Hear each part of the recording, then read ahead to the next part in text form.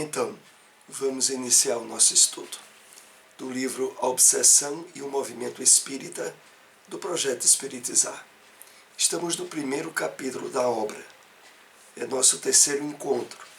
Lembramos que os estudos anteriores se encontram em nosso canal no YouTube. Hoje nós iremos prosseguir no primeiro capítulo, análise das obsessões, no subitem reflexos da interferência. Mas primeiramente vamos fazer aqui um rápido comentário de uma mensagem do Espírito Emmanuel. É extraída do livro Evangelho comentado por Emmanuel, o Evangelho de João, capítulo 17, versículo 16. Separamos esse trecho. Fala edificando, eleva-se elevando os outros, corrige abençoando, educa amparando sempre. Em suma, quem se dedica ao Senhor entrega-se-lhe ao bendito poder, como é, onde estar, com o que tem e com quem convive, e persevera na execução incessante da obra do Senhor. Desse texto nós podemos extrair algumas deduções importantes que Emmanuel nos possibilita. Ele nos chama a perceber que cada um de nós está no lugar, nas circunstâncias e com as pessoas mais adequadas para a vivência e divulgação da mensagem de Jesus. De tal forma que nós somos chamados a perceber na harmonia das leis divinas o contributo que nós podemos oferecer, sobretudo ao nos colocarmos na posição de aprendiz, de receptividade ao amparo espiritual que normalmente vem para nós e através de nós. E por isso Emmanuel faz essa série de elucidações em torno do que nós devemos falar, corrigir, educar, abençoar, sempre se percebendo nessas ações o trabalho edificante que, se estivermos bem resolutos nele, não abrirá campo para reclamações, para conflitos, mas sim para exercermos ao máximo o papel de intermediário do bem na vivência do Evangelho do Senhor. E encerrando esse trecho, ele nos diz: persevera na execução incessante da obra do Senhor. É evidente que para lograrmos os propósitos que Emmanuel aqui nos chama à reflexão, é imprescindível estarmos cada vez mais ampliando a nossa percepção da vida, das circunstâncias, sob a ótica do espírito imortal, sob a ótica segura da existência e harmonia das leis divinas. Bom, vamos, após essa reflexão, iniciar o nosso estudo com o tema Análise das obsessões, reflexos da interferência. Nós colocamos aqui, para a abertura dos comentários dessa noite, um dos últimos slides que abordamos no estudo anterior, que já tratava da questão da obsessão, a princípio trabalhando com nós o entendimento em termos individuais, para mais adiante percebermos como isso se manifesta no movimento espírita em geral. Então, voltemos aqui a refletir sobre esse parágrafo. Já não se trata do pensamento que busca acolhida, mas da atividade que tenta intercâmbio, mantendo o diálogo, discutindo, analisando as questões em pauta, sempre de natureza prejudicial, e que a uma pessoa sadia causaria repulsa instintiva.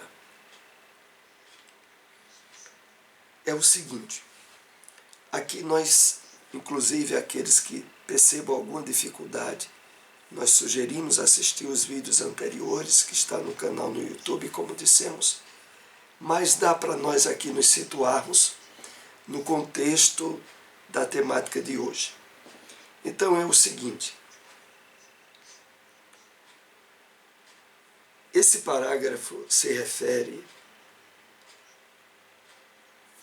ao estágio no qual, já havendo se estabelecido, em termos de um processo obsessivo simples, a intromissão de ideias e de pensamentos intrusos aos hábitos mentais que tínhamos anteriormente.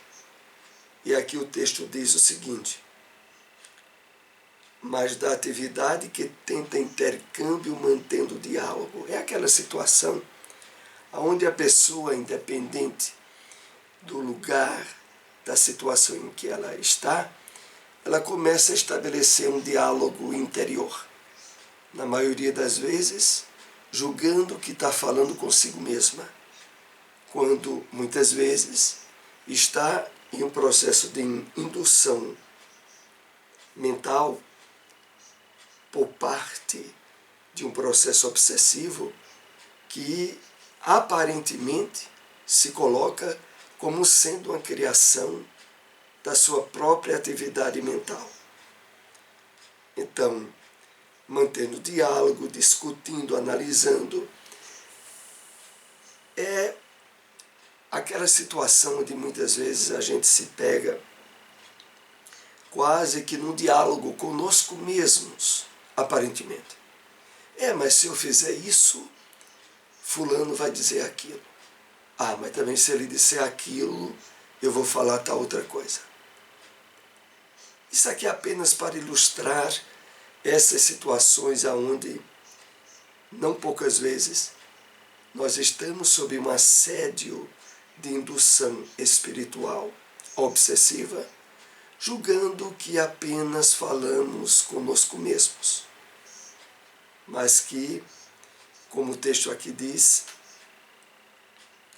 analisando questões em pauta sempre de natureza prejudicial, e que a uma pessoa sadia causaria repulsa. É porque esses diálogos chegam ao ponto em de virem à tona propostas absurdas, até daquele tipo onde a pessoa que começa a ter ideações suicidas recebe aquele tipo de argumento: mas por que tu não resolve isso logo? Por que tu não te atira de frente de um carro?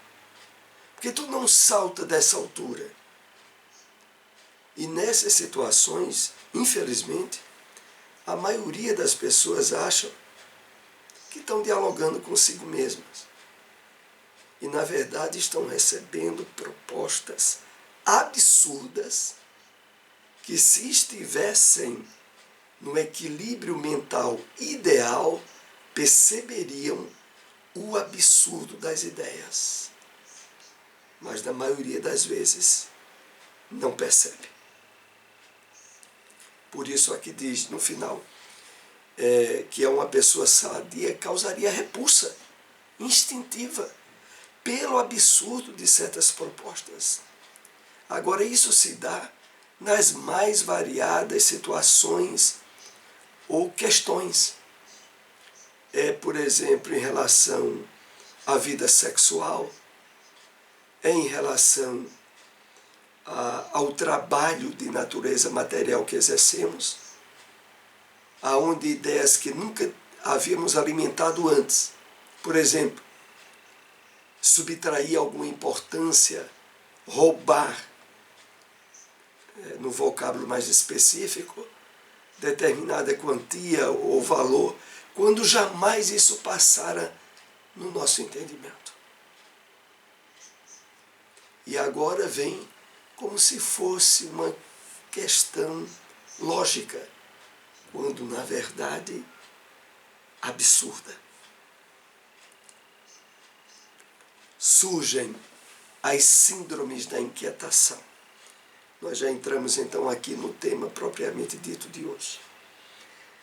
As desconfianças, os estados de insegurança pessoal, as enfermidades de pequena monta, os insucessos em torno do obsidiado, que somam as angústias, incertezas e ampla perturbação interior.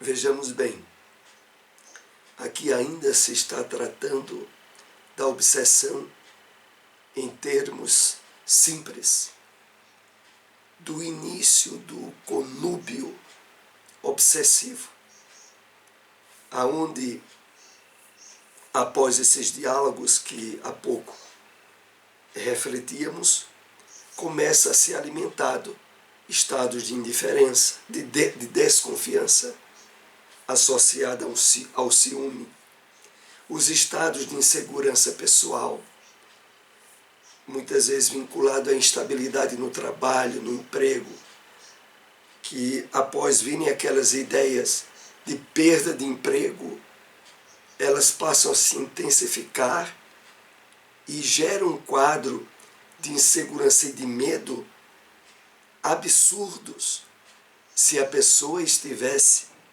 no ideal uso das suas faculdades psíquicas, não estivesse sendo já alvo de uma indução obsessiva. Então as enfermidades de pequena monta surgem, as ideias que muitas vezes levam a estados hipocondríacos, de se perceber dedução de doenças inexistentes no corpo, às vezes por algum mal-estar, por alguma dor passageira, mas que induz que aquilo pode ser uma doença séria. E isso fomenta um estado de medo muito presente nos processos obsessivos. Os insucessos em torno do obsidiado, que somam as angústias, incertezas e ampla perturbação interior. Então voltamos a dizer, tudo isso aí que está sendo colocado para nós caracteriza um processo obsessivo no início de uma obsessão simples. Gira uma psicosfera perniciosa à própria volta pela eliminação de fluidos deletérios, de que é vítima, e absorve a mais condensada por escusar-se ouvir sadias questões, ler páginas edificantes, auxiliar o próximo, renovar-se pela oração.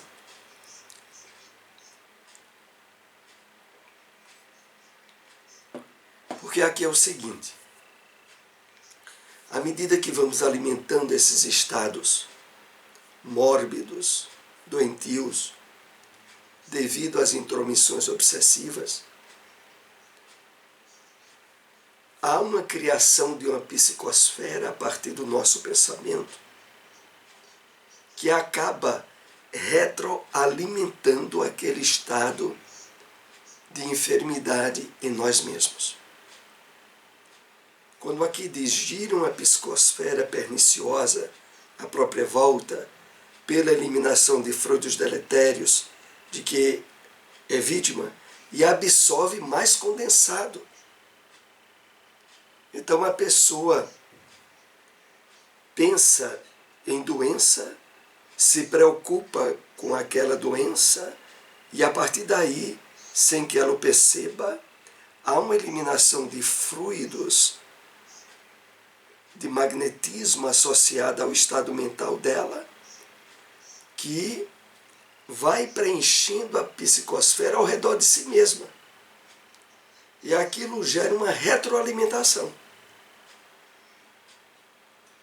É evidente, como é proposto aqui no final desse parágrafo, que haveria meios disso ser superado e suprido, como ler páginas edificantes, ouvir sadias questões, auxiliar o próximo, renovar-se pela oração. Porque quando nós estabelecemos esses hábitos em nosso dia a dia, nós passamos a produzir vibrações sadias e equilibradas que normalmente eliminam as investidas das energias deletérias provenientes de interferências espirituais. Então, se diariamente nós investimos um certo tempo na leitura edificante, na busca de uma situação onde a vivência do bem e da caridade passe a ser hábito no nosso procedimento, com esse tipo de atitude, inclusive da oração habitual, nós vamos dedetizando, limpando o campo vibratório doentio que poderia estar associado a uma influência obsessiva, mas que ali vai sendo rebatido por nós mesmos. Essa é a proposta ideal, nesse estado inicial de intromissão obsessiva. Porque mais adiante nós iremos ver que num estado mais adiantado vai se tornando mais difícil. Conforme a constituição temperamental, faz-se apático, se tende à depressão, adentrando-se pela melancolia em razão da mensagem telepática deprimente dos clichês mentais pessimistas que resumam do arquivo do inconsciente. É aqui onde a gente vai percebendo a intensidade do problema. É porque nós, na grande maioria dos casos, trazemos no nosso inconsciente, das experiências reencarnatórias passadas, elementos deletérios, subsídios magnéticos vibratórios que não se apagaram totalmente e que faz parte do nosso psiquismo profundo. E esse material, ele é acionado, sem que o percebamos, nos processos obsessivos. É por isso que a presença de um espírito, por exemplo, doentio na área da depressão, de estados emocionais apáticos e tristes, vai estimular em nós, desde que ofereçamos receptividade, questões do nosso passado associado àquele tipo de temperamento. E aí há uma intensificação dessas energias. Há do espírito que já nos induz àquele estado, que associa-se àquelas que são disparadas do nosso inconsciente profundo. É por isso que o esforço diário do melhoramento do que a gente pensa, das leituras edificantes, do trabalho renovador do bem, é tão indispensável. Porque ao mesmo tempo que elimina vibrações doentias de fora de nós, vai ressignificando, modificando na sua natureza aquilo de errado que andamos, semeando no passado e que faz parte dos subsídios do nosso inconsciente.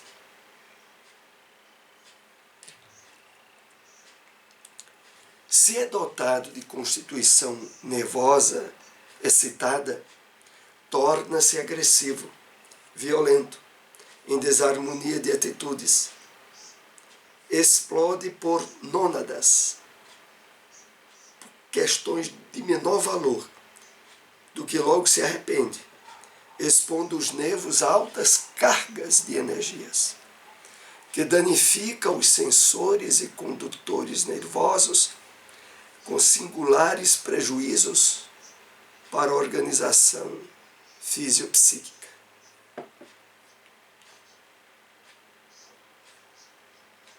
Então é aquilo.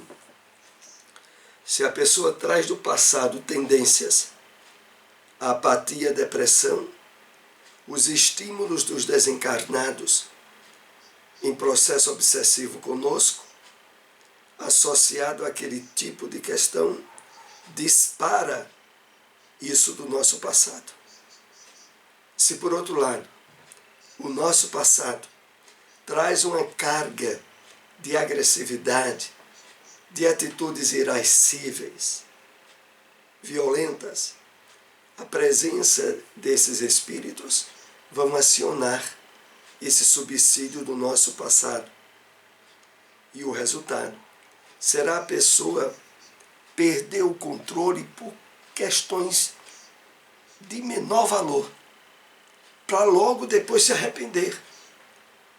E fica tendo aqueles altos e baixos em termos emocionais, muitas vezes caracterizado por psicólogos por estados de bipolaridade, aonde, e isso aí é um fato como o texto diz, as consequências desses estados conflitivos vão danificar sensores e condutores nervosos e vão trazer prejuízos à organização fisiopsíquica.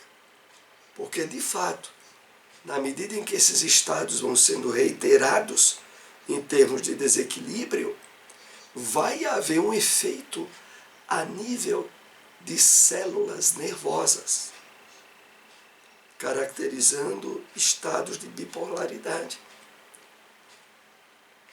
que não poucas vezes tiveram origem em processos obsessivos que não foram devidamente saneados ou tratados. Nesse período podem-se perceber os estereótipos da obsessão, né? As marcas, os clichês da obsessão, que facilmente se revelam pelas atitudes inusitadas, pelo comportamento ambivalente, equilíbrio e distonia, depressão e excitação, alienando a criatura. Atitudes inusitadas e atitudes esquisitas. Né? E equilíbrio e distonia como sinônimo também de distúrbios, vai estabelecendo aquele quadro onde as pessoas que convivem com aquele indivíduo percebem o absurdo de certas atitudes que ele toma, mas ele mesmo não percebe.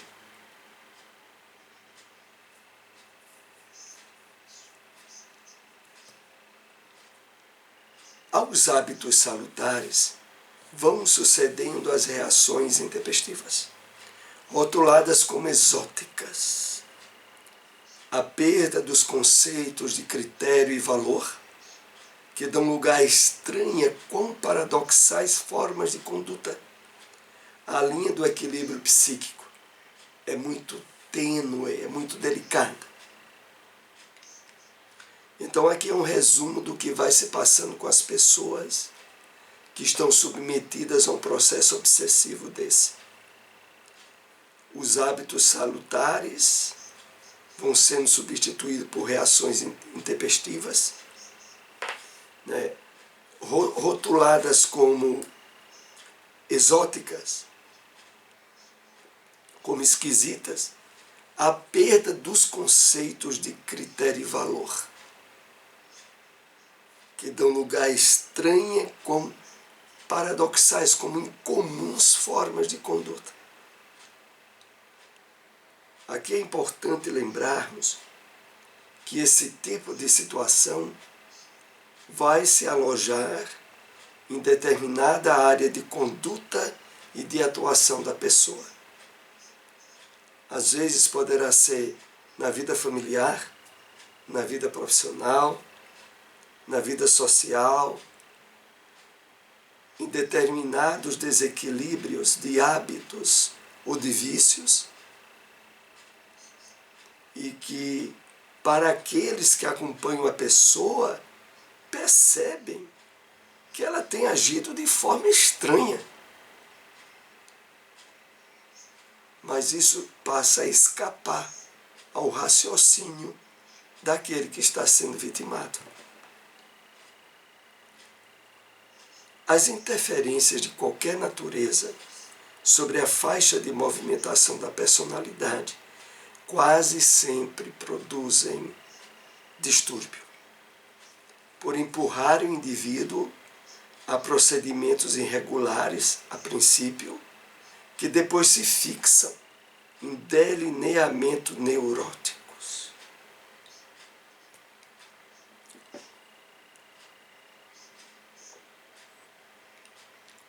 Então, essas interferências espirituais normalmente produzem distúrbios, produzem estados alterados de conduta que redundam de uma forma tão absurda que, às vezes, conhecidos ou pessoas que convivem com aquele que está apresentando essas alterações pensam ser desnecessário dizer ao outro, porque estabelecem logo aquele critério que, ó, será que ele não está percebendo o jeito que ele está agindo? E o pior de tudo é que normalmente a pessoa não está percebendo.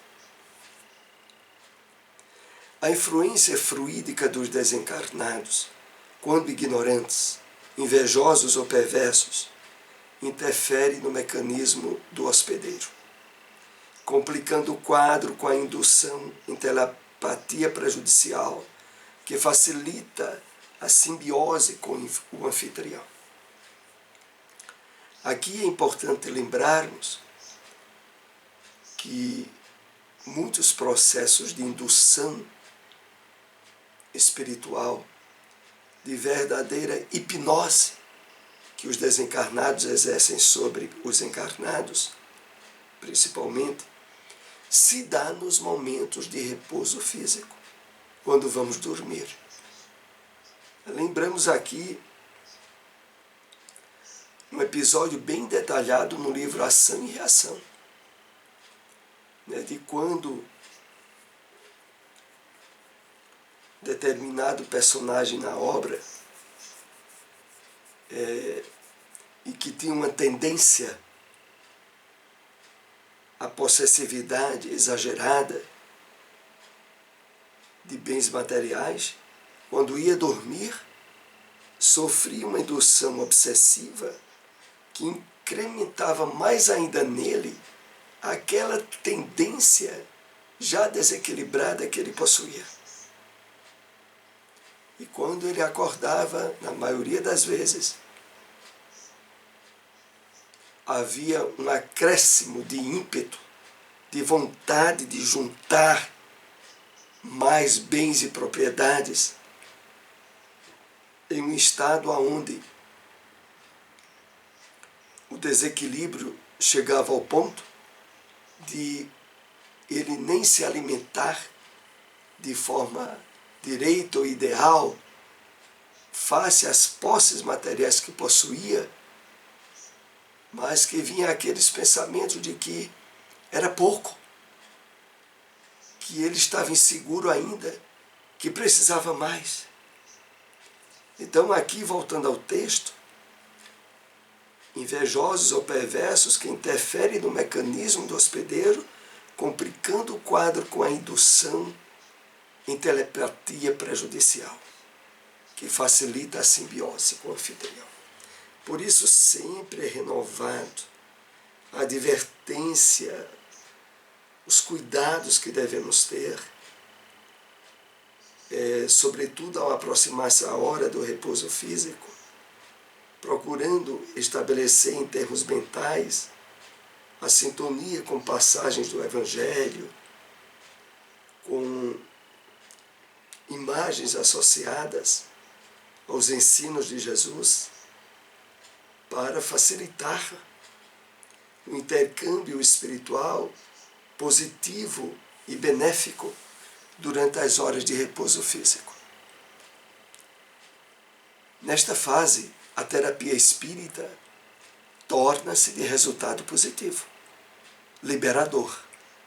Ideal é a atitude nobre diante da vida, que funciona como psicoterapia preventiva e que constitui dieta para o otimismo e a paz. Importante no final desse item que estivemos analisando, quando o último parágrafo a respeito dele realça que todo esse quadro que aqui comentamos ainda é o quadro no qual a terapia espírita tem um resultado muito eficaz, desde que a pessoa se abra às possibilidades oferecidas na ajuda, na terapia espiritual. Ideal é a atitude nobre diante da vida, que funciona como psicoterapia preventiva. Importante esse ponto aqui, né? Porque é destacado que, olha, o bom mesmo é a psicoterapia preventiva, que se estabelece através da cuidadosa renovação mental, do estudo contínuo e persistente de obras edificantes, da prática da oração, do esforço da vivência da caridade, porque desse modo, como aqui é dito, funciona como psicoterapia preventiva e que constitui dieta para o otimismo e a paz. Mas, por outro lado, aqueles que se percebam nesses estados de indução obsessiva que aqui comentamos, podem e devem buscar ajuda e recursos na terapia espírita, que nessa fase o êxito e a superação são muito positivos. Bom, aqui nós concluímos o estudo desta noite. Esse vídeo depois ficará disponibilizado no nosso canal no YouTube. Nós agradecemos aqueles que nos acompanharam. Se possível, compartilhem essas informações. Até o próximo estudo. Uma boa noite para todos.